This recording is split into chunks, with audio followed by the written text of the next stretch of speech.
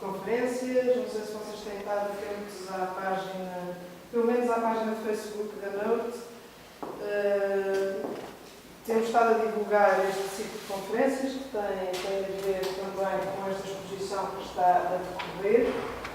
Temos posto alguns conteúdos até para que vocês perceberem aquilo que nós temos lá embaixo tem assim um ar um bocadinho seco, mas de facto tem muito conteúdo e se vocês estiverem atentos a esses conteúdos percebem de facto o que é que se está a passar ali embaixo, com aquela secura toda. Bem sei que é difícil transportar algumas instituições e algumas atividades do espaço público para dentro de uma sala de exposições, mas peço-vos que alguma atenção de facto aos conteúdos, porque temos coisas bastante interessantes. Este ciclo de conferências advém realmente desta exposição do Madrid Aberto. O Madrid Aberto já acontece já há alguns anos, já há 10 anos, talvez. E no fundo, houve esta parceria agora com Lisboa, e é em Lisboa e noutros sítios, por exemplo, na Universidade de Évora também acontece uma exposição neste momento que também tem a ver com a Mostra de Espanha, em 2015. E dentro deste ciclo de conferências temos mais um outro tema. E o outro tema é este que o Tiago, que hoje está aqui também para nos revelar, que se chama os itinerários alternativos por Lisboa. E estes itinerários alternativos por Lisboa também têm a ver com Espanha e com o Iñaki Larrimbe, que no fundo foi mentor também destes itinerários alternativos, mas em Madrid, e que, entretanto, começou a fazer umas parcerias com alguns arquitetos de Lisboa, e no fundo nasceu o Ano Oficial de Turismo em Lisboa. O Tiago tem aqui o seu itinerário, chama-se Centro nas Margens. E eu acho que vou já convidar o Tiago para começar. Dispensando, se calhar, aqui alguns dados curriculares, eu peço que eu avance aos dados curriculares. Acho que todas as pessoas que estão aqui, de alguma forma, já conhecem um bocadinho do trabalho do Tiago e do Cria logo. E, portanto, passo então a palavra agora ao Tiago e vamos sentar lá atrás, Tiago, não leves a mal. Mas eu, de facto, não gosto de estar aqui à frente, gosto de estar aqui no meio e é mais divertido. Bem, boa tarde. E agradeço a presença do Tiago na noite. Tiago, já agora, peço desculpa, mas eu tenho que lembrar, estava a esquecer aqui de uma coisa. Como vocês sabem, eu já na última conferência disse isto, a Note, Arquitetura e Arte, foi lançada pela arquiteta Marta Silva, que, entretanto, há coisa de 3 semanas me dirigiu o convite para integrar a equipa da Note. Como tal, a Bárbara não está cá, está fora do país, e hoje vocês veem uma Bárbara, mas em versão morena, que sou eu, e chamo-me Paula Torgado. Pronto, era só para este pequenino à parte, porque convém, hoje ainda por cima não está cá a Bárbara, convém que vocês, se calhar, estavam habituados a ver a Bárbara e hoje estou cá eu. Mas a Bárbara continua, hein? A Bárbara está no projeto. Pronto, só um à parte. Bem, muito boa tarde, noite. Bem, em primeiro lugar, agradecer o convite para esta conversa de final de tarde. Tiago, desculpa, eu acho que deves ter dado um toquezinho que desapareceu. Deve ter dado um toquezinho. Não, isto deve ter entrado em Sim, modo de... Pronto. Espera. Que é fantástico, deixa de funcionar a internet que já tenho preparado. Ok. Nós vamos... Bem, este convite do Iñaki, que vem um bocadinho através vem através de um convite também do Diego, do Todo Rola Paxis, que era de facto quem nos conhecia e quem de alguma forma nos convidou para entrar neste processo de uma vida aberto, chega-nos em pleno, no final de julho, para entregar em agosto. E uma das questões que nos parecia interessante, e aliás também até no próprio ateliê nós já falávamos sobre isso, que era esta questão do turismo, portanto, além de toda a questão da turistificação de Lisboa, que eu não vou abordar nesta nossa conversa, mas ali, Marvila, onde nós trabalhamos, é uma zona completamente fora de todo e qualquer roteiro turístico. Não se vê um único turista a passar por ali, está completamente fora dos circuitos de turismo que tem. Eu não acho que fosse tão destrutivo como é, por exemplo, agora abaixo, a entrada de algum turismo nestas zonas de cidade. Nós o que propusemos foi fazer então uma leitura turística do nosso dia-a-dia de 3 bairros onde estávamos a trabalhar. 3 bairros são completamente características de algo diferentes, mas que são muito próximos uns dos outros. Embora, sobretudo de uma Vila Velha, esteja totalmente fora dos circuitos, totalmente isolado, digamos assim. Já vos explico porquê.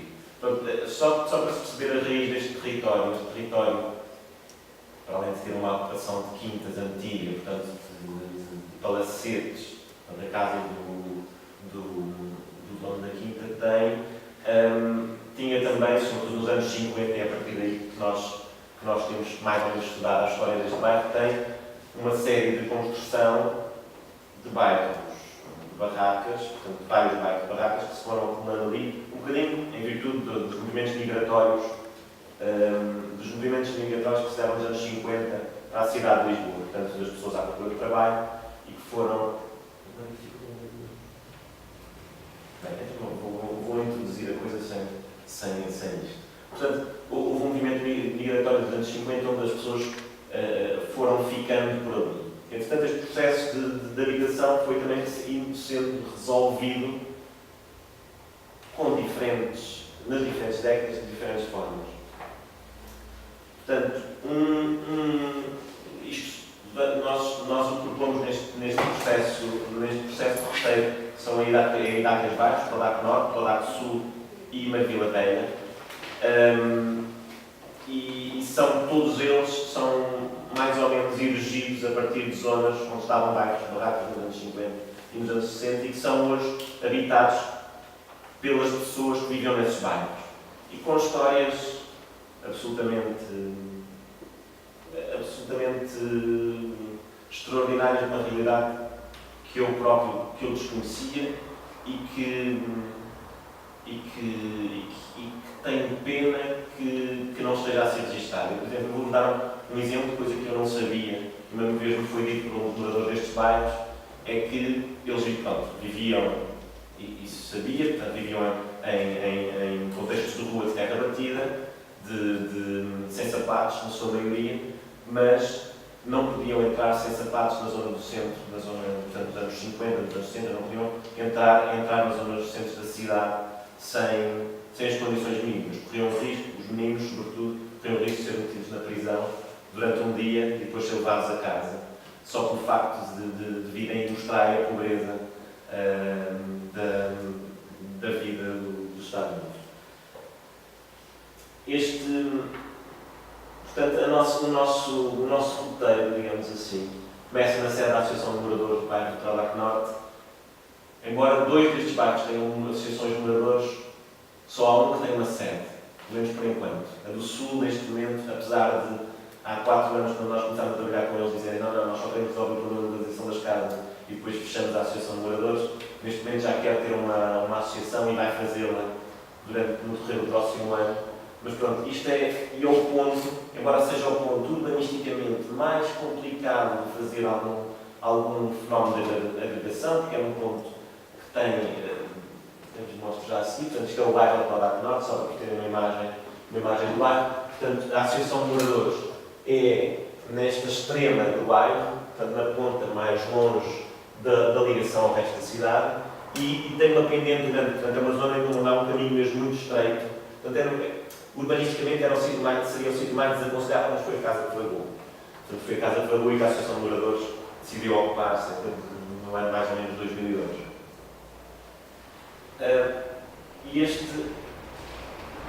O bairro tem uma coisa muito engraçada, que é, agora, com alguma visibilidade, antigamente não entraria ninguém turista, ou seja, que as pessoas não o conhecessem. O bairro vive numa zona, portanto ali atrás é a zona J, portanto havia um sistema, que eu dizia que é um condomínio, portanto cada pessoa que ali entrar era detectada e era inquirida sobre o que é que estava ali a fazer. Agora tem-se vindo a abrir, porque tem sido, até por este crescimento de visibilidade, é muitas vezes normal encontrar alguém perdido que leu num sítio qualquer o processo do bairro, o processo participativo do bairro, e que de repente aparece por lá a se andar, desde suecos a vários, até uns conferencistas de um congresso de Palopes também estiveram aqui ainda há pouco tempo e portanto o bairro já está mais ou menos, embora ao princípio não tanto, mas agora está habituado a ser visto e sobretudo também, mas sempre ser visto, mas gostam sempre de o apresentar, isso também é muito interessante. O bairro do Lado Sul o bairro do Lado Norte, só para se perceber mais ou menos o contexto, é um bairro de autoconstrução, construído pelos moradores que hoje lá habitam na sua maioria, embora no Norte já não tanto, já há uma segunda geração, o bairro do Sul muito mais, portanto a população se calhar é mais envelhecida. Se calhar é um bocadinho injusto dizer isto, porque o bairro foi construído antes do 25 de Abril. Portanto, aliás, é um bairro que não é de género ilegal. Portanto, criou sempre um grande problema, porque ele nunca foi declarado de género ilegal, porque havia papéis de autorização do município para as pessoas construírem lá. Mas a lógica do município era do Estado Novo era, bem, vocês construam aqui, vamos lá de livros de barracos, vocês vão viver para aqui, numa primeira fase, que é esta zona do Norte, constroem 4 casas com 88 famílias, depois chega-se à conclusão que não estava longe de cobrir o problema e fazem também a Zona Sul, onde moram 458. Portanto, aqui já com os direitos, já com espaços comuns, já numa relação de edificado completamente diferente. Uma coisa que é muito interessante dizer deste bairro do Lado Sul é construído num ano, por eles, com uma pré-fabricação de modelos de betão e sobretudo com uma coisa que para mim é extraordinária, que é a maior parte das pessoas trabalhava e ao fim de semana construía a casa. E para mim é impressionante pensar que este bairro foi todo construído num ano. E, aliás, eu ainda duvido, eles dizem que sim, mas eu ainda duvido. Mas, ainda que, por exemplo, eles vão dizer, bem, havia muitos fenómenos de entreajuda, não é? Portanto, e sobretudo havia os que trabalhavam na construção, eram determinantes das construções das várias casas, mas ainda assim acho como é que é possível este grau de execução no ano. Portanto, eles dizem que foi construído tudo ali entre 72 e 73, portanto antes do 25 de Abril. Curiosamente, chega ao 25 de Abril e há duas teses. Há a tese, de alguma forma, por exemplo, defendida pela Associação de Moradores da Lado Sul, em que a gente do sal vem ver o processo deles e também já ouvi teses que este bairro é identificado por ser de autoconstrução, identificado como bairro do Estado Novo e em Lisboa não se queria que os bairros fossem autoconstruídos, ao contrário de outras zonas do país, por exemplo, no Algarve. Portanto, é visto como um bairro do Estado Novo e não o proletário tem direito à casa construída como a burguesia. Portanto, tem direito ao construtor, tem direito a decidir o que é que vai ser, mas não é ele que a constrói. Pelo menos esse fenómeno dá-se no processo de sala em Lisboa. Bem, aqui é um processo participado, nós vamos desenvolver lá. Isto agora é uma zona importante, porque na zona do bairro do Lado Sul no fundo, é uma zona central de um palco onde se consegue, pela primeira vez, eles conseguem ter um espaço relativamente, que seja ao ar livre, portanto só posso ser utilizado numa parte do ano, mas é um espaço que eles próprios decidiram em sede de um processo participativo que foi construído por eles e pago aos trabalhadores do próprio bairro para ser construído. Isto pode ser construído agora em agosto, mas ainda hoje. Agora vim numa reunião com eles, nós tivemos a ter um hidrocemento nestas zonas de Livada há cerca de 10 dias e já está tudo aqui, tudo relevado, portanto, ao que eles me dizem. Mas depois, e agora saindo dos bairros das Prodates, depois temos, e isto é muito patente agora em Marvila, e é, na nossa opinião, como é que eu ia dizer isto? Uma implantação de alguma forma de alguma hostilidade às instituições que precisam de espaço, que vão para aqueles territórios e que não se relacionam. Esta, por exemplo, é a AMI, que tem um contexto social importante, mas que de certa forma não tem, está no fundo numa zona de charneira, que vai para o Lado Sul e o bairro de Marvila da Velha, mas não tem qualquer atividade, ou seja, não há muito mais do que estas paredes para o bairro. E isso nota-se muito, em Marvila isso é uma das grandes questões. Ou seja, esta questão da grande estrutura, mas isso também era um bocadinho, para uma coisa, Marvila era a zona industrial, era a grande zona industrial de Lisboa, era onde estavam concentrados grande parte destes moradores que trabalhavam ora na fábrica de sabores, ora na questão do vinho, na distribuição do vinho, porque o vinho entrava ali pela zona onde estava a fábrica de Braço de Prata, portanto havia muita gente a trabalhar na distribuição do vinho, não tanto na produção, mas na distribuição. E não nos esqueçamos que o Estado Novo, havia aquele culto da questão de beber um copo de vinho dava, eu não lembro bem da expressão, que era beber um copo de vinho dava trabalho, não sei quantos portugueses. Portanto, havia uma lógica muito e com aquelas ideias, com a ideia do fruto do rio, a glorificação da imagem lúdica do rio, das frentes ribeirinhas, ou até mesmo com as próprias empurrar destas estruturas industriais para as periferias, fez com que ficassem edifícios vazios. E da nossa leitura, quer dizer, reparem, eu agora, digamos que estamos aqui nesta fase de saltar completamente para uma realidade diferente. Os dois Prodates são realidades habitacionais puras e duras. Só há um comércio para estas quadras. Na Prodac Norte há um comércio, que é a Associação de Moradores, e onde vendem café e tabaco, e na Prodac Sul há zero comércio. Zero, não há? Portanto, vai lá uma carrinha distribuir, tanto ao norte como ao sul, distribui pão, distribui peixe, carne, ao dia do pão, do peixe, carne. Também aquilo funciona muito em ilha, há muito poucos autocarros, portanto as pessoas já não saem muito ali. Agora vimos para uma outra realidade, vimos para a realidade que é a realidade que nós chamamos de desurbanismo. Ou seja, onde há um processo de gentrificação que é o mais violento, que é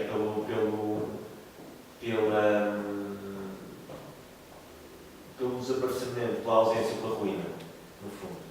É um bocadinho isso, pela ruína. Ou seja, por deixar cair. E Marvila eu costumo dizer que era a grande área, toda a Marvila era a grande área de foco, objeto de interesse do último plano diretor municipal, quando foi planeado em 2010.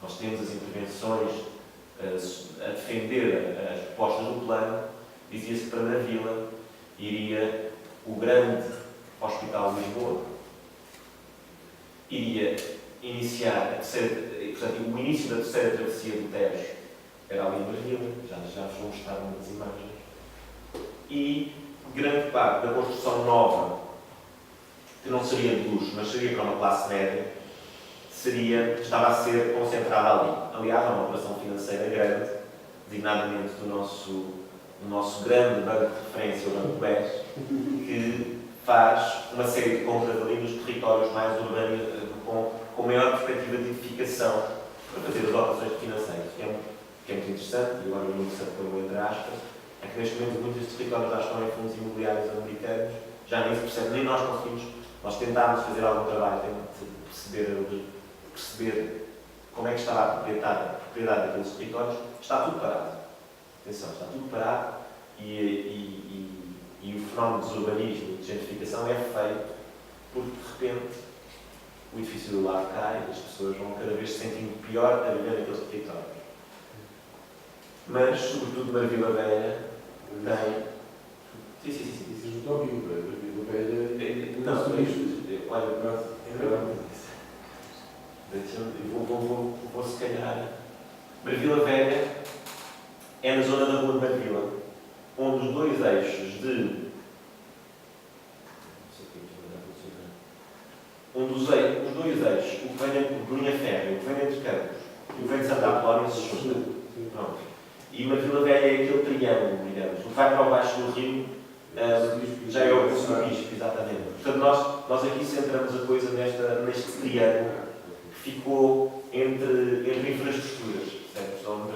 Onde um triângulo onde, por exemplo, o rei, naquele mirador, que é património nacional, que lá está, e que está completamente destruído, onde o rei foi ver a primeira saída do comboio para o Porto, de Lisboa para o Porto. E estas pessoas viveram, quer dizer, as pessoas que lá vivem vão...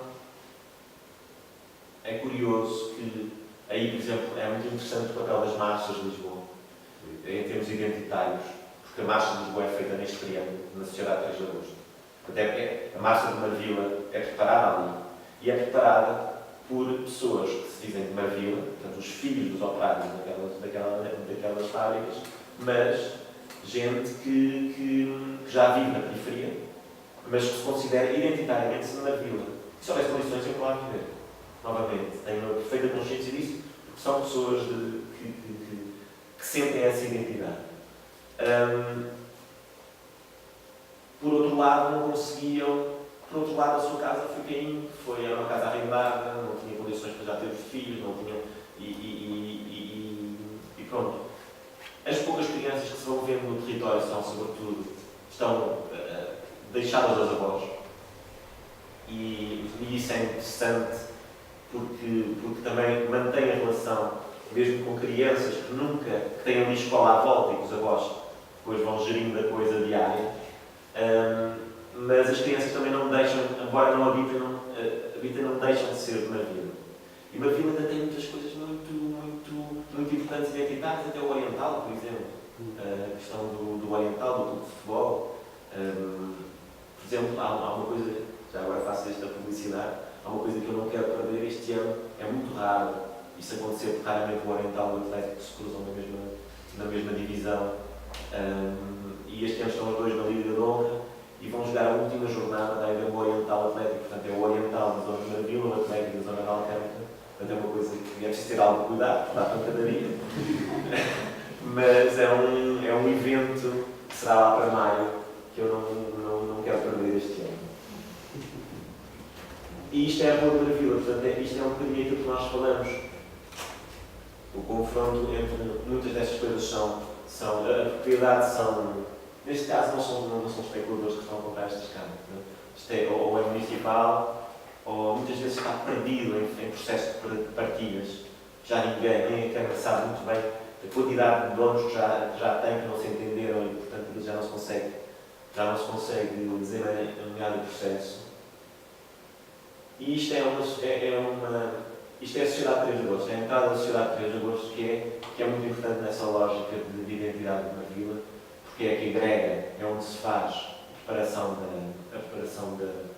da Marcha de Marvila e onde ao lado está o Palácio Marquês de Abrantes. O Palácio Marquês de Abrantes e isso é uma coisa que nós estamos a tentar uma estratégia. O Palácio Marquês de Abrantes é o edifício senhorial que está em decadência, portanto, é o edifício senhorial ali da Quinta.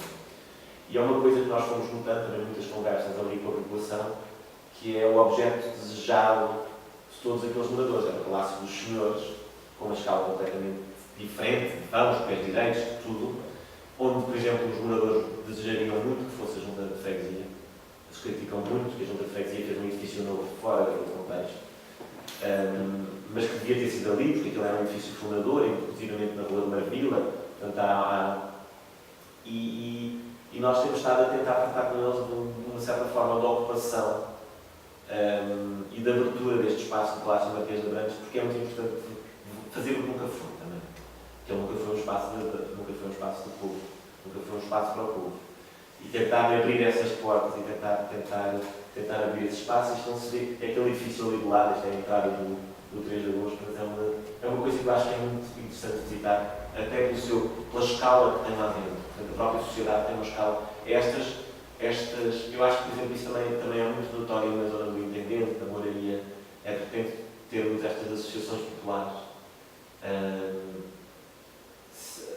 ainda com alguma dinâmica, ainda com bastante dinâmica, mas que resistem com muitas dificuldades e com espaços absolutamente extraordinários.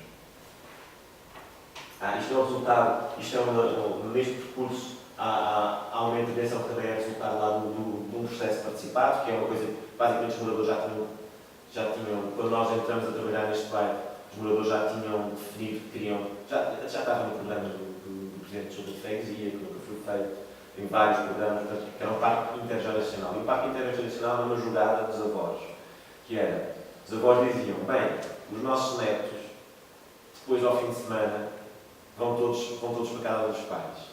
Porque também aqui não tem sítio, lá nos sítios onde eles moram, tem sítios para jogar à bola, tem sítios para correr na rua, tem não sei o que mais, e nós não temos aqui nenhum sítio para estar, para nós jogarmos as nossas cartas, os nossos jogos, e para nós podermos controlar, então, no fundo, esta ideia do parque geracional, num parque intergeracional, num lote da Câmara que estava vazio, estava à espera, é uma coisa que ainda não está aberta, porque há um edifício lá que está a cair para ali para dentro, mas pronto, isso há de se resolver. Pronto, depois há os baldios, não é? Os baldios tinham índices de construção na sua maioria elevados para fazer aquela nova Marvila, emergir a nova Marvila, que seria uma Marvila absolutamente, não sei descrever, mas sei que seria uma Marvila que arrasaria todas as referências que ainda são poucas, que já são poucas, ao seu caráter industrial, promovendo a lógica da bolha imobiliária clássica de classe média, sobretudo.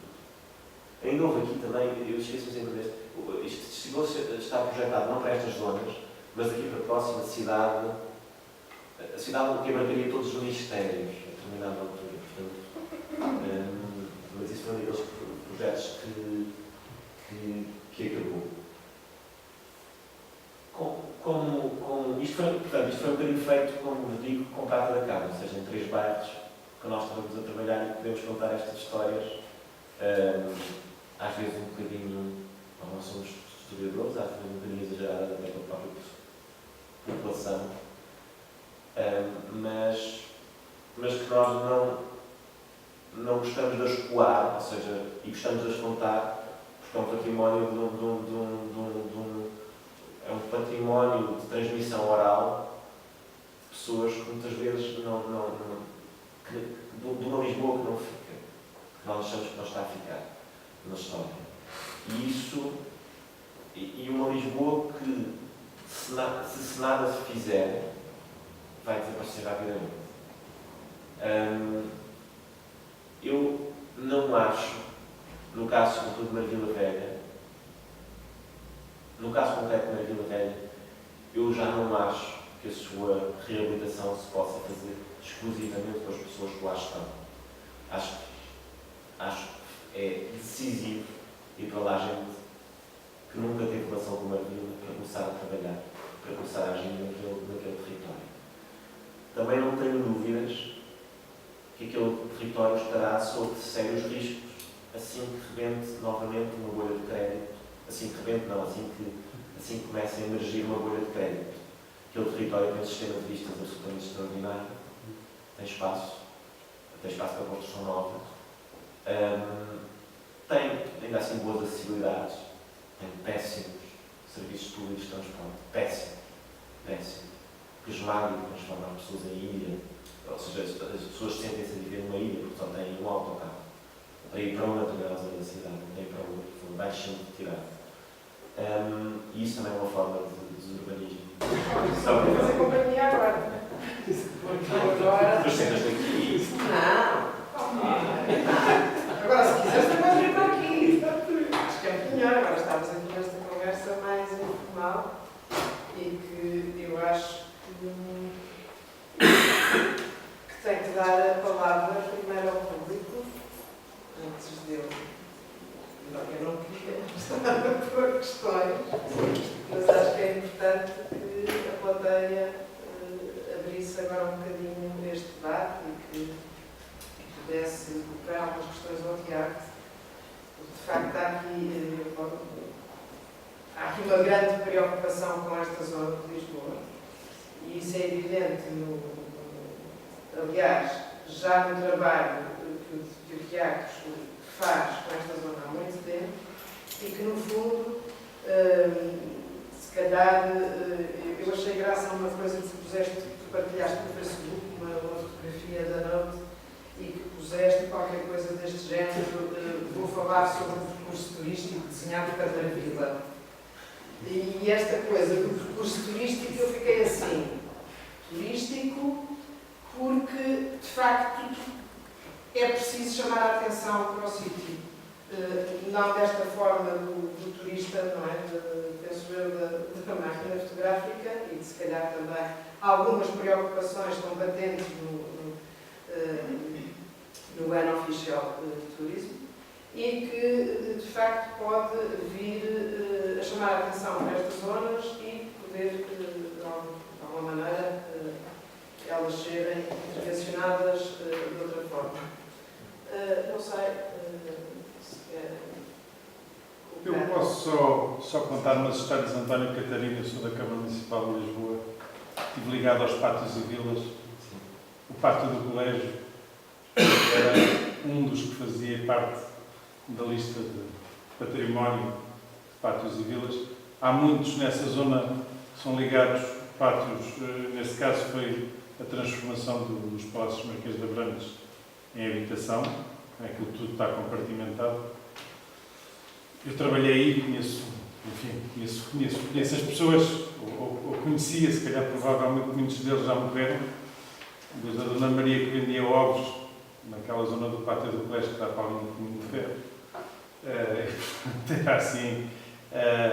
Mas há uma série de situações em toda essa zona de pátios e vilas operários ligados não só à parte de vinhos ou à parte industrial, mas à própria estiva do Porto. E isso foi um fenómeno muito interessante e há uma série deles muito engraçados que deviam fazer parte de um belo percurso dentro dessa zona. Há um 2450 na Rua do Açúcar que é assim, tipo, sei lá, parece uma película de cinema neorrealista italiano. É isso sempre É um espetáculo, aquela vila é um espetáculo. Tem umas zonas centrais, uns corredores enormérrimos, com uma luz coada de cima, através de umas grelhas metálicas e tudo. Há, efetivamente, aí nessa zona, em toda essa zona, uma grande possibilidade de haver percursos muito interessantes, através de situações dessas que não são as arquiteturas mais eruditas, mas que são as arquiteturas ligadas aos pátios e vilas e a tudo o que foi a parte industrial aí, que é um bom tema para se pegar. Também há aí o Pátio do Marialva, o Salvo Marialva, que também fica aí na Rua de Vila. Também é um dos vários pátios que imperam, ligado a uma figura. Exato. Portanto, acho que podem ter aí muito tempo para os percursos de identidade. A história de Lisboa, nos últimos 50 anos. Não é? E a história que me faz confusão é que é uma história que não é muito contada. Uma história que ficou fora da história. Fico assim, e às vezes não é fácil também de conta. Mas pronto, é uma realidade. E depois, uma das coisas que eu só percebi, por exemplo, há dias, em conversas, é que, por exemplo, havia uma edificação com uma escala muito mais nobre que todas as outras. E eu estava ali a falar com um senhor que estava nesse dia há 32 anos, e ele dizia-me, e eu perguntei, mas então o que é este edifício? Porque é um edifício logo ali ao lado do palácio. E ele disse-me que era para os chefes da fábrica de sabão. E esse edifício está tudo mais ou menos para alugar. E na altura nós vimos lá uma placa, só para percebermos mais ou menos também como é que era a dinâmica imobiliária da zona do João, uma placa a dizer renda, e telefonámos, saber quanto é que era, qual era a escala. Então era um T8, portanto um T8 alto, como viste, é óbvio que devia estar a agradar muito também. O edifício não aparentava estar bem. Mas era um T8 a alugar por 600 euros. Na realidade, completamente diferente de uma placa lá da arrendamento. Muito do arrendamento é também interno. Portanto, as pessoas vão se circulando de casa em casa. Mas o problema é mesmo quando começa a haver filhos, isso começa a exigir uma realidade próxima da realidade desejada. E depois não é ali. Isso eu acho que é o que está a massacrar, ainda que não faça perder a identidade. Isso é que eu acho que é fascinante. A identidade, ou seja, as pessoas podem morar em Lourdes, podem morar em Odivelas, mas dizem-se de Madrid.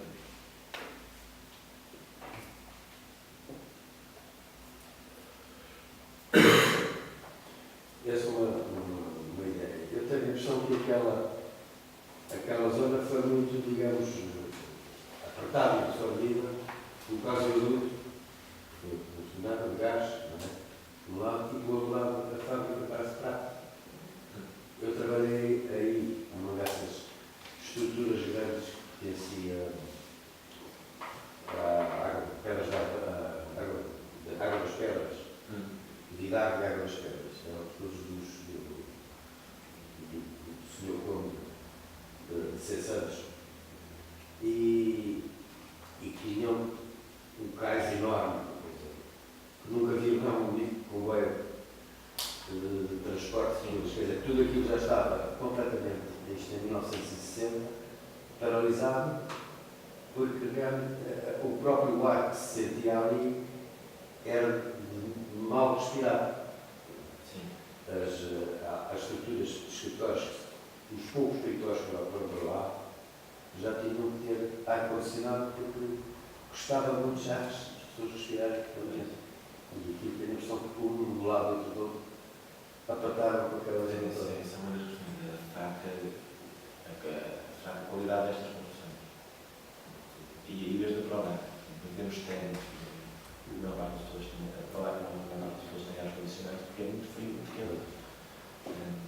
E isso é uma ideia que eu acho que se tem que trabalhar rapidamente.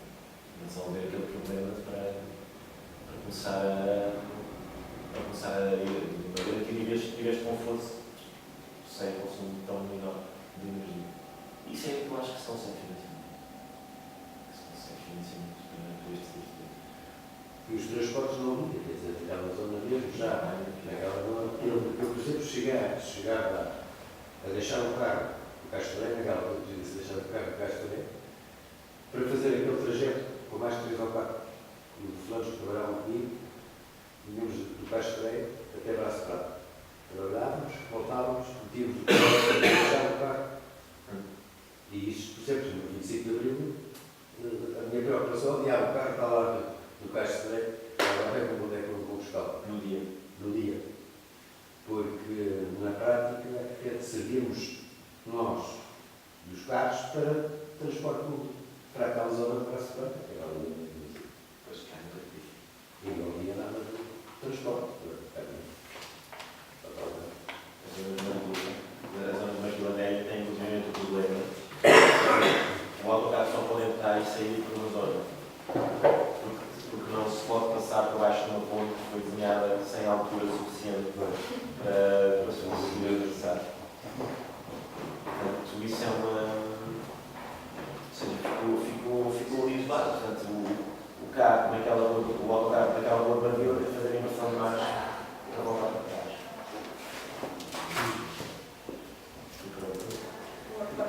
uma questão.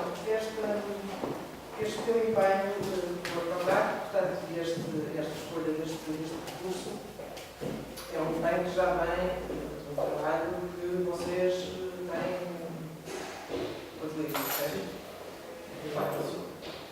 Sim. Podes-nos desvendar um bocadinho também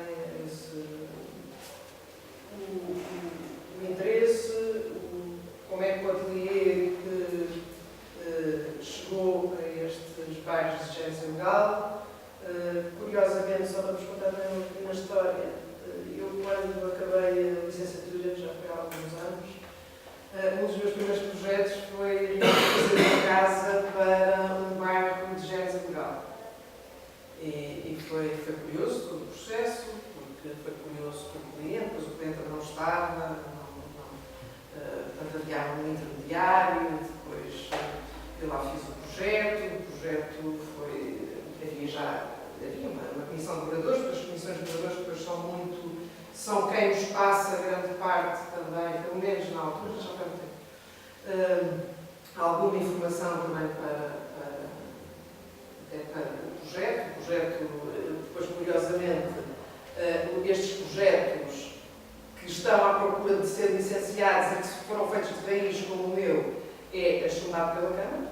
O bairro não está legalizado.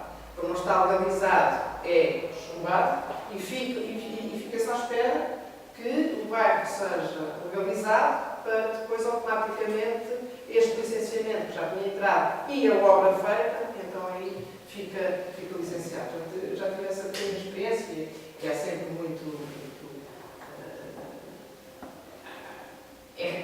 bastante enriquecedor na ligação com as comissões de moradores, porque são empenhadas, de facto acabam por ser sempre estão sempre interessadas, empenhadas, também sempre com alguma a defender, sempre muito.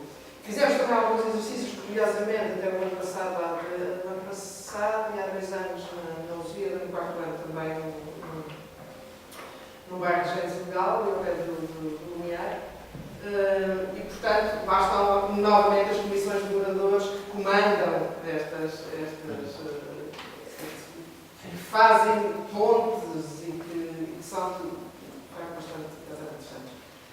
Como é que têm sido essas relações? Como é que estás a trabalhar ou a ateliê está a trabalhar? Foram à procura? Estávamos a ficar a falar um bocadinho, eu já não gosto muito de falar na crise neste sentido, estamos todos a chorar com a crise, mas sim na crise, aproveitar a crise e tirarmos algum partido dela e tentarmos perceber como é que podemos, de alguma forma, e nós arquitetos, e não só, podermos agarrar outros trabalhos e outros, que no fundo a arquitetura serve para isso, serve, e costumo sempre dizer, serve para resolver problemas. Muito basicamente, é isto que eu costumo dizer. Olha, foi um bocadinho por acaso. Nós começamos a trabalhar para lá para o norte um bocadinho por acaso. O nosso projeto é diferente. Nós estávamos a tentar montar um projeto, um programa de serviço mínimo de arquitetura, onde conseguíssemos, nós estávamos a ver, estamos a falar de 2009, 2010, estávamos a viver. Nós éramos um ateliê muito vocacionado para o concursamento público e para a obra pública. E estávamos a viver o aperto daquela altura, toda a obra pública que nós tínhamos, mesmo os concursos que tínhamos ganho, estava a parar.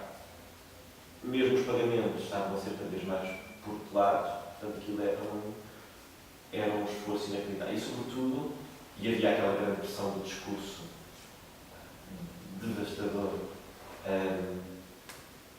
pelos nossos colegas, mestres, que diziam não, vamos emigrar todos e isto não é para a arquitetura e isso era devastador. Eu há bocado invitei os mestres. Portanto, mas estava a referir a eles, que é devastador publicamente, e sobretudo que arrasa.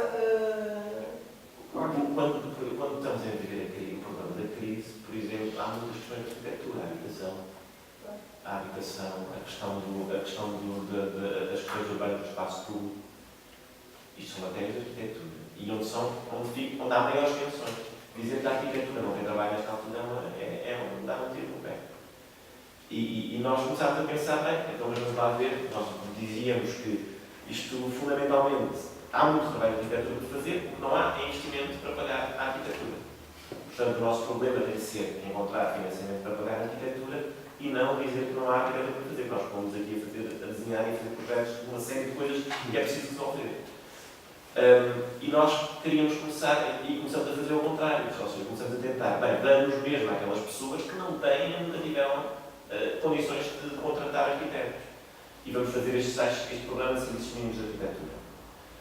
A determinada altura, colocamos esta questão ao gabinete do BIPZIP, já havia há um ano e tal do BIPZIP, e numa daquelas sessões que eles tinham de juntar, de falar sobre possíveis eventuais, e eles cruzam-nos com uma associação de moradores da bairro da Palac Norte que detestava arquitetos. Basicamente, o Miguel, que é hoje um caríssimo amigo, o Miguel, toda a reunião, assim, com um lado, porque para ele, o arquiteto era o tipo que dizia mal das casas que ele tinha construído. E era o tipo que tinha lá a dizer isto é tudo para deitar abaixo, porque eles seguiram um processo grande de aquilo foi no primeiro PDM, estava como zona verde. Parece como zona verde, portanto, há uma grande pressão. Portanto, ele, para ele, os arquitetos era assim a profissão pior que veio, basicamente. Portanto, era ser contra. E ele teve ali as primeiras reuniões todas, aliás, a primeira assembleia, há lá uma senhora que diz: o que é que esses senhores aqui vêm fazer, os senhores arquitetos vêm fazer? Vêm o quê? Desenhar a minha casa para eu construir? Portanto, e o primeiro processo é o processo de licenciamento, eles a dizer, então, mas quando é que fazem a planta? Nós dizemos, não é uma planta, isto é um processo, há um tempo de responsabilidade, há um é descritivo, há uma série de questões a ficha do INEB. Pronto, aquilo é uma série de documentos, portanto, esta construção. Sim, mas e a planta? Quando é que vamos ficar durante tanto tempo? Portanto, e surge assim, ou seja, cruzamento numa destas sessões onde se tentava montar projetos de financiamento com as associações de moradores. Depois, imediatamente, a verdade que o Sul também começa a pedir, os primeiros financiamentos só vêm para o Norte, não vêm para o Sul, portanto, pronto, a coisa começa. E depois começa também a ser engraçado que é, a determinada altura, nós começamos a ganhar alguma. Há várias coisas, há vários momentos que são importantes na relação com o bairro, sobretudo na Palac Norte.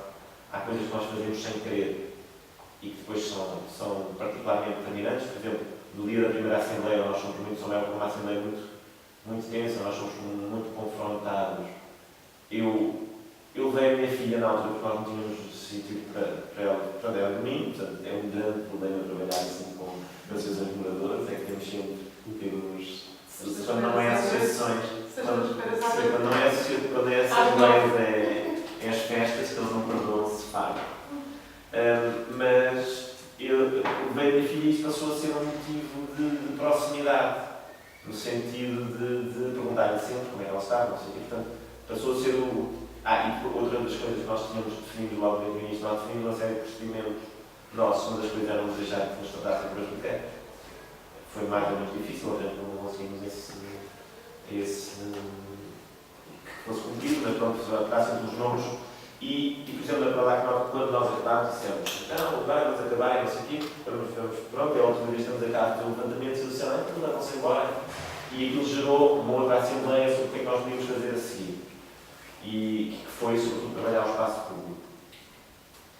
O que eu acho é que a determinada altura, quando se cria, quando há empatia, sobretudo confiança, e aliás, às vezes uma confiança tramada, porque entre nós, por exemplo, eu lembro-me na determinada altura que começámos uma senhora que nos perguntava coisas da sua segurança social.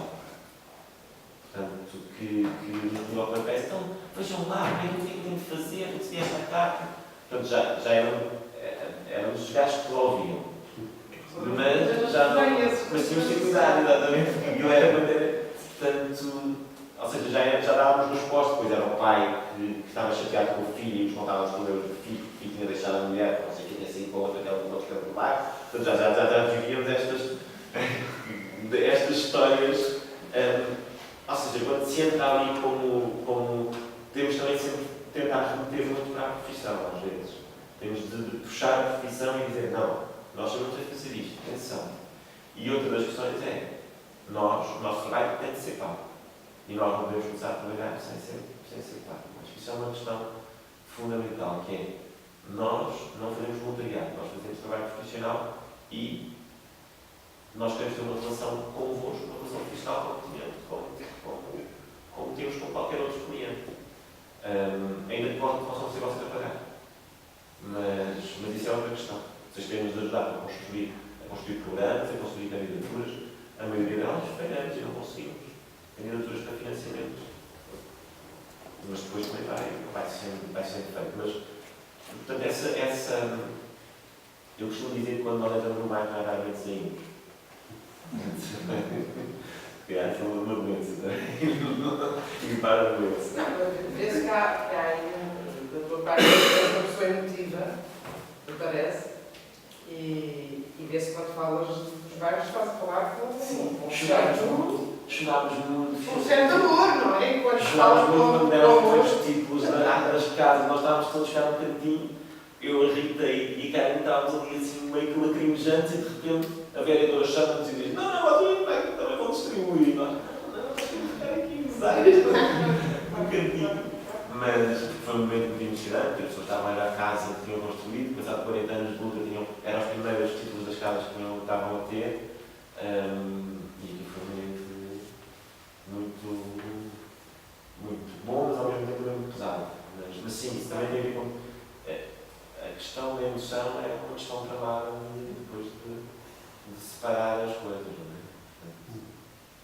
é? Lá está a racionalidade, nós não somos voluntários, nós estamos a trabalhar, mas levamos isto para a frente e vamos tentar ao máximo e com persistência, não é? É ótimo, é excelente. Não sei se alguém quer colocar mais alguma questão. Sim, eu gostaria de saber, primeiro, ao perceber a situação da Marina, como é que é a situação das pessoas que moram lá. Eles não têm a posse das casas ou a maioria é já de aluguel? Sabes que nós em Madrid não cuidamos das casas, não é? Nós não trabalhamos como tu sabes. Sim. Para lá não é nada de duas casas. Em Madrid nós não entramos bem em casa, não temos o processo de licenciamento. Mas o que sinto, por exemplo, já várias pessoas me disseram que não têm casa de banho ainda, portanto, têm um buraco na cozinha para o banho. Eu acho que as condições, mas é divergente também, porque também as pessoas que não conseguiram, já há algumas construções novas, e as pessoas que conseguiram ir para os edifícios de melhores senhoriais, portanto, o Palácio Marquês da Penha, nós ainda não tivemos muito bem. Nós o que nos fomos a perceber no último ano, nós estamos a trabalhar há um ano na Vila Velha, e o que fomos a perceber é que havia, portanto, há um fenómeno de ocupação e de circulação grande, sobretudo na zona, portanto, há ali a zona do lado direito, que está mais ou menos ocupada, e do lado esquerdo, portanto, o palácio mesmo vai sendo ocupado de uma forma ou outra. Há uma família que está lá há algum tempo, só ao que julgo saber, agora já havia mais duas, portanto, há 3 famílias no bairro, pelo menos a última vez que me disseram. É isso, mas é uma. Eu também ainda não percebi bem, porque eles dizem-nos que pagam renda. Aquilo é da Câmara. Pois. Mas pagam renda, eu não estou a ver que elas são isso. Que alguém venha receber a renda. Mas pagam o crédito. É mentira. É mentira. Mas se calhar é mentira. E nem se sabe já quem é que tira. Mas pronto, isso é uma das coisas a esclarecer. Só uma questão. Já disseste que a vossa relação de projeto é com a Associação de Valores e depois diretamente com a Câmara através do ciclo. Sim. E a Junta de Freguesia? No caso da Vila Velha, houve algum trabalho conjunto. No caso da Prodac, não tem.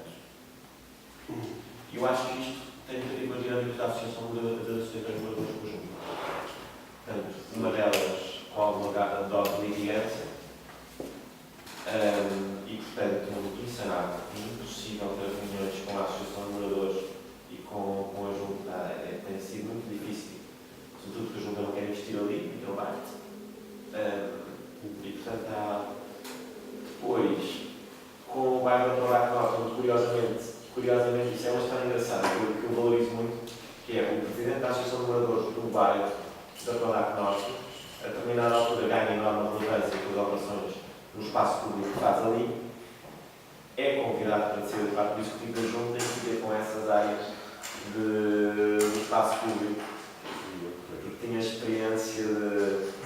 Mas ainda assim, ele quer que a Associação de Moradores trate e decida sobre as coisas, não quer assim muitas funções da área conjunta, embora esteja lá no Executivo. Não é fácil. A nossa experiência de trabalho com as outras freguesias em Lisboa não é extraordinária. Eu diria que as únicas com quem conseguimos ir trabalhando é Carnido e Campo. Mas também não temos todas, mas são dois exemplos onde até, por exemplo, Campo Lido mostrou uma vez interesse de não reconhecer o nosso trabalho. E nunca fizemos nada. Fizemos pela Câmara, nunca tínhamos interagido, mas foi a própria Presidente Junta, na altura, que nos pediu uma conversa para explicarmos o que é que fazíamos, como é que trabalhávamos. Mas de resto, eu acho que as juntas vivem muito vivem também mais do município das circunstâncias dos 4 anos de eleição em Lisboa. Não tanto perto de mim. Aos 4 anos e vivem dos seus eleitorados. Sim, mas muito vocacionados para... A maioria das juntas está muito vocacionada para estar ao ainda à Fátima, ao Fundão, a organização da... Fátima do Fundão. Ao Festival da Cereja. Não é um clássico todo o freguesia de Lisboa. É organizado na Argentina. Agora são os passeios. É os passeios. Porque aí, por exemplo, interage super presencialistas, ou seja, o executivo sem conseguir. O que também, eu acho que há outra questão que é agora o aumento de competências. Eu acho que isso está tendendo a desaparecer. Ou seja, vão ser mais políticos e menos autoritários. Dizer bairro, neste caso. E, porque neste momento, a Junta de Mavila, eu vejo a aflição, por exemplo, que a Câmara fazia neste momento com as competências, que de repente ficou, já não era a Junta que tinha anteriormente, e de repente ficou sem técnicos, com alguns técnicos agora, depois sem técnicos. Eu também percebi bem se ele tem técnicos, não tem, mas sei que aquilo é uma complicação, para ele próprio já não consegue gerir a coisa como geria. E isso vai fazer, provavelmente, que aquela geração de presidente de Junta seja ultrapassada pelo próprio processo em si. E é isso que eu sinto. Por exemplo, nós ali na Junta de Freguesia de Maravilha, ainda assim, na primeira Vila Velha, conseguimos mais ou menos integrar este processo. Isso veio aqui. Agora, até há um mês. Sim. Tiveram ali tiveram a ajudar naquele terreno a boa altura na rua, na vila mesmo. Eu estou em vias de deixar primeiro no Junta de Freguesia. Ok. Estou há um ano. Mas a junta, inclusivamente, E dizia estava tão curioso a perceber. que tinha esse projeto para ali. Mas depois disso tinha a junta comprometeu-se a determinada altura, comprometeu-se a ver financiamento. Ou seja, fazer um trabalho para acessível. Porque isto, por exemplo, o Parque Interregional não tínhamos verba. Nós tínhamos um programa completamente diferente. E nós tínhamos alocado a uma pequena construção 6 mil ou 7 mil. E de repente os moradores disseram, não, nós precisamos é aquilo. E nós, peraí, nós não temos verba para programa. Mas aquilo não fazia sentido fazer mais nada com aquilo. Os moradores diziam, nós temos é isto. A primeira altura tivemos uma reunião com o Presidente de Junta, que nos disseram, não, nós temos verba e vamos também fazemos. Até um dia de chegar com... Nós apresentámos o projeto, já não havia verba, porque também houve uma alteração qualquer. Eu já não me recordo bem, mas a Junta estava um corte de uma imensa Junta feita na vila, e o Presidente quer dizer, não podemos dedicar projetos, isto é um deles. E nós ficámos, não. A Junta tem ajudado logisticamente neste momento. Ali tem. No bar da Prada. Mas eu tenho visitas e não trabalho com eles.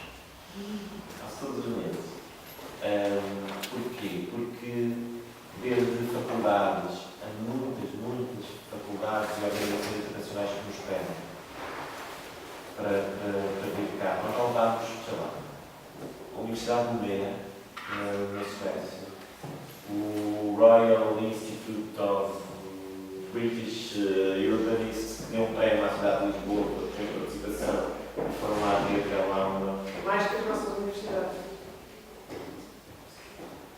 Agora não me diz nada. Eu, assim, a nossa universidade não me lembro de ter lá. Agora, assim, apanhaste. Espera aí, deixa-me analisar esta. Não, mas há, atenção, há um interesse, há imensas gente neste momento já a dizer que com teses de doutoramento, por exemplo, sobre aquela zona e sobre a Prodagem que são poucos, assim. E quer dizer, isto é uma questão que também está muito, neste momento, já muito identificada. E que não o Prodagem em si, mas este tipo de processos. E isso faz com que isso temos também nas universidades. Curiosamente, eu acho que mesmo em Lisboa, eu vejo, por exemplo, o Porto está muito interessado nisso, mas o Porto agora abriu o Álvaro Domingos abriu uma disciplina bem disciplina, urbanismo, mas ou seja, já tem uma cadeira que tem algum impacto. Nós notamos, por exemplo, eu estou a apoiar uma tese de um aluno do Porto, mas agora, por exemplo, hoje fui convidado para ser arguente de uma tese no ISCTE sobre arquitetura e participação. Estiveste lá a fazer também nos workshops, não? No ISCTE. Tivemos já há 2 ou 3 anos, sim. Mas com o ISCTE, o UAL e no outro lado, na Padaria. No segundo. Sim. Olha, deixa-me só, não sei se Foi um isto giro, portanto, foi grande. Não foi. Não havia também não havia comunidade. E havia uma associação de moradores que é uma das questões, que é sem respeito, ou seja, sem ter o respeito da população. Eram os negociantes de residências. Passaram lá um visto que dava às pessoas a autorização de residência e faziam-se pagar por isso. E basicamente não havia o final das eleições da nada. Era o que isso. Diz-me só para uma outra pergunta, diz aquela. Mas já agora,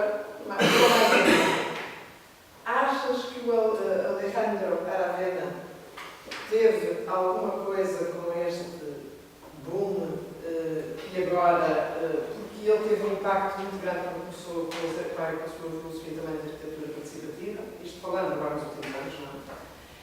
E pareceu que teve um impacto muito grande internacionalmente e de facto é uma pergunta que faço, não é provocadora, nada disso, mas se não terá desculpado o maior interesse sobre... Acho que sim, acho que tem, mas tem, o Alejandro tem, não pela novidade de fazer os processos. Eu acho que a grande novidade do Alejandro Aravena é que os mediatiza, ou seja, que estão muito visíveis e que vai a jogo no campeonato do Star System. E isso faz com que, de repente, nas nossas universidades apareçam N de Monroy. Portanto, por N de Monroy, por oposição aos PIC. Portanto, e isso, ou seja, ele foi.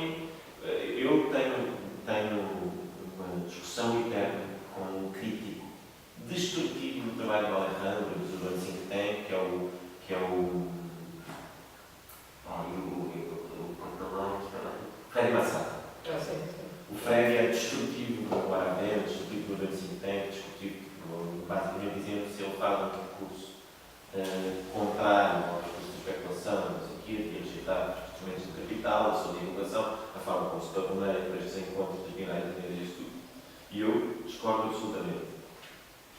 Eu acho que ele faz eu acho que ele populariza a arquitetura, torna, aliás, acho que estou muito entusiasmado com a ideia de virar um planeta, ou do que vai ser, do que pode vir a ser, onde ele diz basicamente isto, diz que quer popularizar, ou seja, ele fala na arquitetura da linha da frente, portanto, e da linha da frente quer dizer as frentes com conflito, das diferentes de tensão, diferentes de guerra, e onde ele diz que quer popularizar a melancolia. E eu acho que esse é um jogo que muitas vezes nós arquitetos evitamos jogar, e sobretudo quem trabalhava nestas coisas, porque este processo de legalização havia arquitetos a fazer um exemplo resolve e ponto final. Agora, torná-los visíveis, repara uma coisa, nós temos em arquivo, num grupo fechado de arquitetos, no Facebook, a determinada altura, quando começaram a ser as primeiras notícias sobre o trabalho que estavam a fazer para a temos um rol de discussão entre arquitetos, colegas nossos, que nós imprimimos e guardamos religiosamente, em que os arquitetos basicamente estão a dizer que nos querem para um processo. Combinar um processo na ordem de uma ação disciplinar na ordem. Dizendo isto no início do nosso trabalho, que nós explicamos num artigo para o público, em que eles se põem, vejam lá, é inacreditável, então agora estão estes palermos aqui a assinar cartas, não são certo, nem sequer são construídas por arquitetos, nem desenhadas por arquitetos, e eles vão legitimar esta coisa. E isto é uma matéria da ordem, e toda a gente a dizer que sim, a pôr likes, que foi uma coisa que nós guardamos religiosamente. Mas disputar a visibilidade de fazer outra coisa, e dizer que isso é uma coisa que neste momento já ninguém escreveria assim. Porque se calhar já se percebeu, porque já se jogou mais essa disputa de argumentos na praça pública. Resolver, como tu dizias ainda há pouco, resolver, porque enquanto alguém que está com os seus instrumentos profissionais a resolver o problema das pessoas, seja a localização da sua casa, seja o uso do seu espaço público, seja o que for. Mas se não vais, se mantens, porque muitas vezes estes bairros estão isolados, e se tu não os tornas visíveis, tu não vais conseguir, se tu não tens uma estratégia de comunicação, nós estamos a tratar disso, nós agora estamos a desenhar uma estratégia de comunicação para um bairro, que não tem nada a ver com este, são bairros parados, isto é um processo de alojamento, e nós estamos a tentar dramatizar o processo de alojamento para conseguirmos que seja feito de acordo com o que nós julgamos que deve ser feito. Não é um processo de alojamento de classe, onde se põe as pessoas indivíduas, mas é um processo participado, de comunidade, portanto é um processo interessante. E se não, nós neste momento estamos a aceitar todos, eu estou a tentar SIGs, RTPs e não sei o quê, para dar visibilidade àquilo. Para dar visibilidade e para tornar tão impossível que seja outra coisa. Que não seja um processo que o município valorize, que todas as entidades valorizem, e se tu não utilizares essas ferramentas que o Freire Massad critica, porque eu acho que ficas isolado, ficas um Dom Quixote a lutar contra muitos, com muito mais probabilidades de perder, porque muitas vezes vais perder. Isto é só a história de limites. Eu gostava de fazer duas perguntas. A primeira é, para onde é que se dirige o Ateliê Móvel? Tem este trabalho muito estruturado, sempre um bocadinho à base dos financiamentos ou dos trabalhos participativos em zonas socialmente debilitadas. Para onde é que se dirige o Ateliê Móvel enquanto ateliê? E a segunda pergunta é se é possível, eu acho que é desejável, levar este processo participativo mais à construção da cidade já mais consolidada. Como é que isso é possível? É essa a minha pergunta, porque acho que é um bom princípio, acho que agora devíamos puxar esse princípio à cidade construída sem problemas sociais tão emergentes. São essas duas perguntas. Bem, o Ateliê Móvel tenta fazer, ou seja, tudo o que seja para a arquitetura, porque é muito importante, repara uma coisa, quando nós temos campanhas intensas de entrada em casa de pessoas já para aqui, normalmente a equipa que fez isso, a seguir vai fazer um concurso para uma coisa absolutamente convencional, fizemos um concurso para a Suíça, que era uma ampliação de uns serviços da segurança do equivalente à segurança social, portanto com um caráter luxuoso, completamente diferente, portanto, porque é bom, porque isso é o que nos volta a pôr a linha de referência no campo da arquitetura, percebes? E é bom ter sempre um leque abrangente de trabalho que te permita pensar sempre um bocadinho a coisa do início, e sempre com uma estratégia diferente. Outra coisa que tu colocas e que eu diria que tem a ver com uma coisa que me preocupa muito, que escala. Ou seja, isto é muito bonito, bairro a bairro, ainda se vai conseguir fazer. Mas quando é que isto passa a ser, quando é que a gente ganha escala? Isso é uma coisa que eu não sei responder. É uma coisa que eu, por exemplo, discuto com alguma frequência com os técnicos. Parte Sim. E como é que este. Porque temos consciência também este movimento é um bocadinho fruto da moda e que desaparecerá necessariamente. E como é que agora se consegue pôr marcos para a participação pública seja mais do que a mera formalidade de um plano diretor ou de um PP ou de um plano pormenor ou que seja uma mera formalidade em que as pessoas não percebem bem o que está a ser discutido e de repente passou e a casa deles tem ali uma dentada que passa ali não sei o quê e as pessoas não se aperceberam disso. Portanto, ou seja, quando é que eu acho que aquilo que é determinante é ganhar escala mediática e fincar esta questão mediática. E depois ganhar escala política. Eu acho que isso é ganhar escala política, ou seja, conseguir intervir em decretos de leis. Que agora, por exemplo, os arquitetos não conseguem, nem o próprio Estatuto da Ordem, aquilo. Houve muita coisa que ficou fora das suas reivindicações. Portanto, ou seja, eu acho que isso só se faz no plano público. Ou seja, não se faz em negócio, no gabinete. Porque os arquitetos perdem sempre arquiteto. É uma coisa, ou seja, perdem para os engenheiros, os arquitetos ganham os designers, perdem para os paisagistas, e fica tudo em lutas corporativas. Se fizeres esse discurso mais no campo público, talvez consigas conquistar alguma coisa mais. Nós, a determinada altura, noutro trabalho que estávamos a fazer, fomos convidados para um programa, daqueles da tarde, não me lembro quem era, de Júlia Pinheiro, não era de Júlia Pinheiro, mas era aqueles da tarde. Aqueles muito arriscados, porque aquilo pode-nos fugir ao controle com uma facilidade incrível. Pelo menos palmas tens. Não, e nós fomos para a Associação de Moradores e nós pedimos logo 4 lugares, 2 arquitetos, 2 associações de moradores, eles fizeram logo a partida, não, nós somos arquitetos. E os moradores tivemos que fazer ali uma altura até uma certa tensão e comecei a dizer à produção para entrar, estávamos a entrar em direto, e eu disse, não, se eles não falarem, se é importante se falarem, está bem, então a gente vai ao público, eles falam no público e falam. Pronto, ali uma negociação, portanto, aquilo foi sempre uma tarefa horrível de fazer uma tarde pessimamente passada. Mas aquilo teve uma coisa absolutamente inacreditável. Teve uma visibilidade imensa. Recebemos de repente uma cartazinha da Sra. Presidente da Assembleia da República anterior a dizer que achava fantástico o nosso trabalho e que, sendo que tudo aquilo que nós fizemos é ilegal. A segunda, que era uma construção na zona ilegal, um bairro ilegal, uma zona ilegal, e aquilo de repente legitimou. Nós tínhamos lá a segunda figura do Estado a dizer-nos que o nosso trabalho era muito inspirador, eram os termos da carta. E portanto nós tínhamos disputado o espaço público, tínhamos aquela batalha que nos tínhamos ganho uma guerra, que era uma legitimação do Estado daquele processo. E isso. E tinha havido uma discussão interna da equipa muito grande sobre ir ou não ir. E aliás, a maioria das pessoas, na altura dos grupos de trabalho que trabalhavam, disseram que não devíamos ir. E nós, na altura, por exemplo, a Linha Móvel disse, nós temos como estratégia também uma estratégia da visibilidade em todos os fóruns que nos prometia. Portanto, também vamos a ver. Portanto, nós estamos lá. E há havido uma coisa que é mal entendida, mas isso deu-nos, por exemplo, isso. Temos aquela carta de uma senhora que tem uma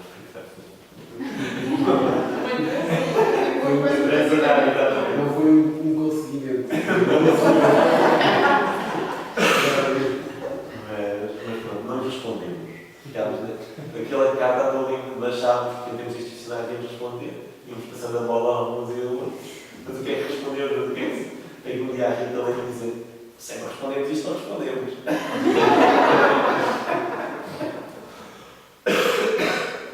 Os pendurados estão muito bem. Temos lá e moldurado. Bom, não sei se há mais questões. Vamos dar por terminado. Querem terminar já?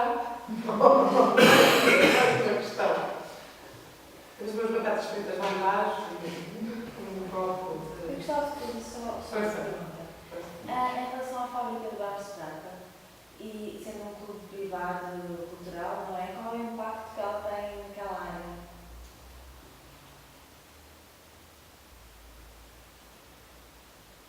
Eles não estão nada muito tradicional.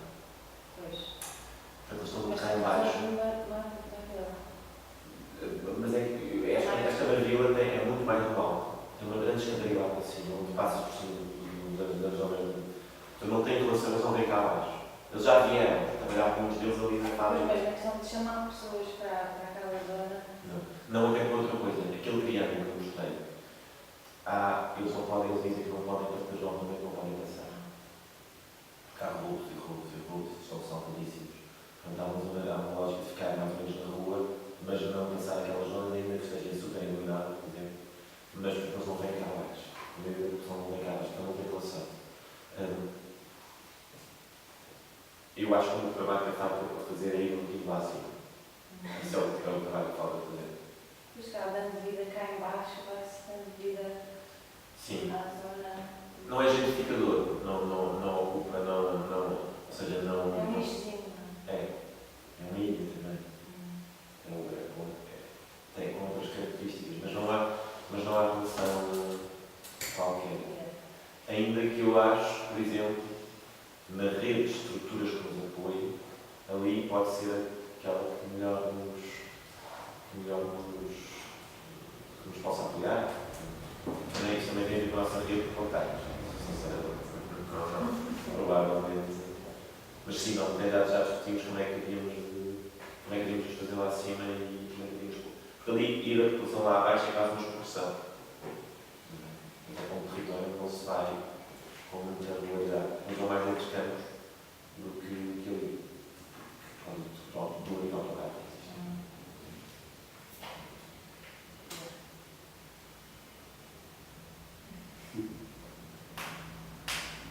E pronto. Agradecemos imenso ao Tiago este Obrigado. belo momento, agradecemos a vossa